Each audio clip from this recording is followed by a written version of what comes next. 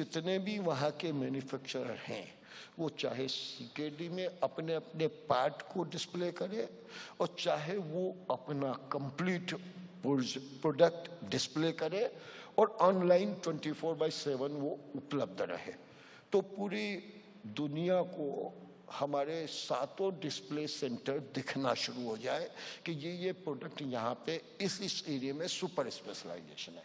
फिर हमको जोनिंग करनी पड़ी कि अगर मैं बात कर रहा हूँ छतरपुर की, तो वहाँ वुड पे कार्विंग का काम सबसे अच्छा होता है, तो मैंने उसकी एक्सपर्टाइज के लिए वहाँ का सेंटर किया, जहाँ ऐसे अलग अलग चीज़ों का अलग अलग क्लस्टर बना के कॉमन 3 बड़े सेंटर बनाए।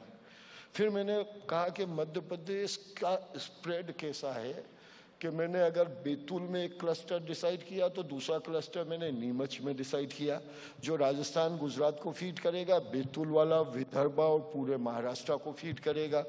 फिर मैंने सोचना शुरू किया तो मैंने मुरैना का तय किया कि भैया जो आगरा और पूरा नॉर्थ इंडिया को सप्लाई करेगा, तो फिर मैंने सोचा कि रीवा को बनाऊं तो वो वाराणसी वाले सेक्टर को फीड करेगा।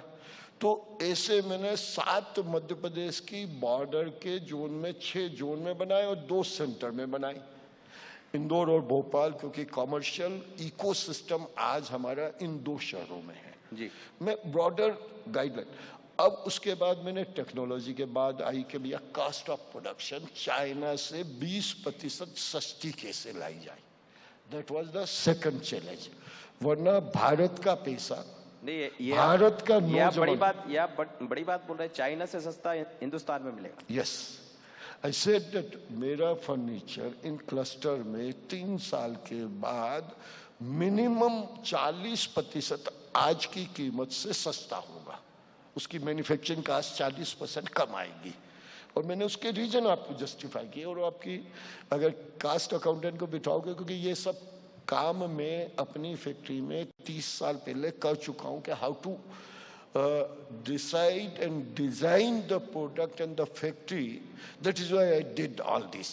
नो व्हाट आई सेड कि अब इसके बाद आया कास्ट रिडक्शन का, रॉ मटेरियल पे हमने कर दिया, उसकी क्वालिटी स्टैंडर्डाइजेशन पे हमने किया ताकि रिजेक्शन कम हो जाए और स्टैंडर्डाइजेशन आए। इसके बाद हमने तय किया कि हम इन 7 क्लस्टर में जो भी आदमी काम करेगा उसकी ट्रेनिंग स्पेसिफिक करवाएंगे, स्पेसिफिक जॉब की। अगर आप चाइना को समझें, और अगर मैंने एक बार कहा था कि हमारा अनएम्प्लॉयबल यूथ वो है जिसको सब स्टैंडर्ड एजुकेशन मिल गया था जी। That was a disease which we are carrying, so we have to treat that also before starting this thing.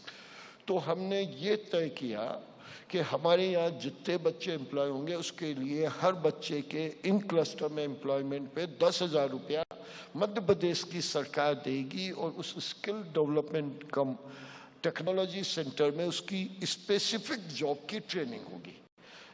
क्योंकि एंटरप्रेन्योर तो अफोर्ड नहीं कर पाएगा, छोटा एंटरप्रेन्योर अगर उसे 2000 कर्मचारी रखने हैं तो he will not like to spend. और मैं नहीं चाहूँगा कि मैंने उसका पैसा सिर्फ इक्विपमेंट एंड टेक्नोलॉजी पे लगाया, ना कि स्किल डेवलपमेंट पे, ना कि उसके लैंड प्रोक्योरमेंट पे। मैं वो दोनों पैसे बचाकर उसकी इकोनॉमिकल कैपेसिटी स्ट्रांग कर रहा हूँ।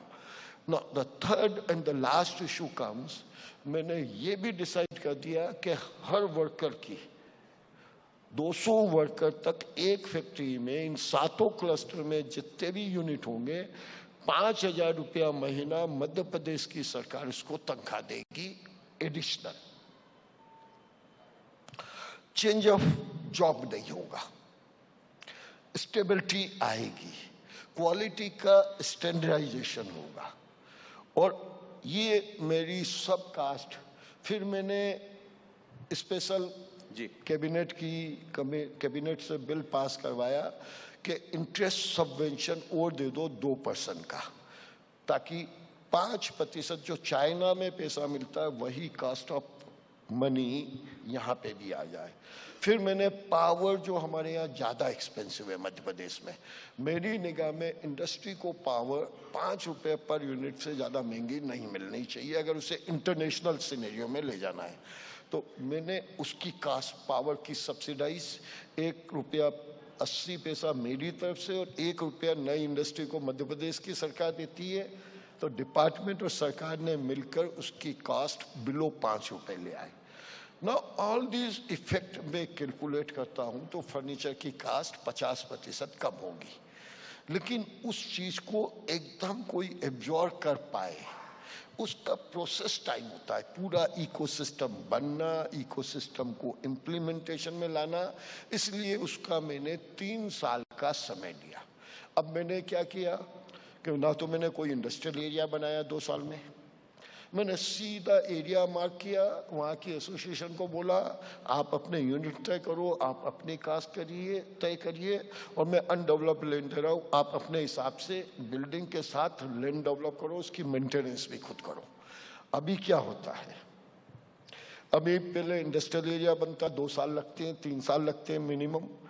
3 साल पहले वो बुकिंग करता है प्लॉट की बुकिंग, और जब इंडस्ट्रियल एरिया अपना इंफ्रास्ट्रक्चर बना के, हमारा डिपार्टमेंट बनाने वाला अलग हट गया, फिर जब सिविल वर्क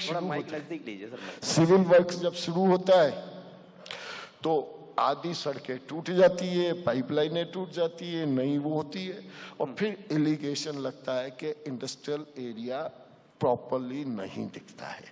तो इन सब जो समस्याओं को लेके ऐसे हमने एक क्लस्टर बनाया, ऐसे फिर हमने टॉय का क्लस्टर बनाया, ऐसे फिर हमने रेडीमेड गारमेंट का क्लस्टर बनाया। आपको सुन के ताज्जुब होगा, रेडीमेड गारमेंट में क्या हो रहा है। कॉटन, इंडिया का बेस्ट कॉटन 60% मध्य प्रदेश में पैदा होता है। यार्न बनने गुजरात या महाराष्ट्र जाता, बेल आदि एक्सपोर्ट हो रही है, वहां से यार्न बन के कपड़ा फिर किसी तीसरे स्टेट में जाता है, फिर उसका अगर मैं बोलूं होजरी में या रेडीमेड गारमेंट में तो वो त्रिपुर जाता है। मैं त्रिपुर की जब बात करने मैंने स्टडी किया तो पता चला त्रिपुर की 80% फैक्ट्रियों के मालिक कलकत्ता के मारवाड़ीज हैं। Know how much rotation, transportation, insurance, transit cost, transit के ये सब पैसे, इन सबको जब हम जोड़ते हैं तो 14% कास्ट बढ़ रही है। फिर एक विषय आया टीटी एग्रीमेंट, तो मैं दिल्ली जाके बात किया कि जैसे श्रीलंका और इन सब का अरेंजमेंट के कारण 14% एक्सपोर्ट पे इंपोर्ट करने वाली कंट्री की कॉस्ट बढ़ती है।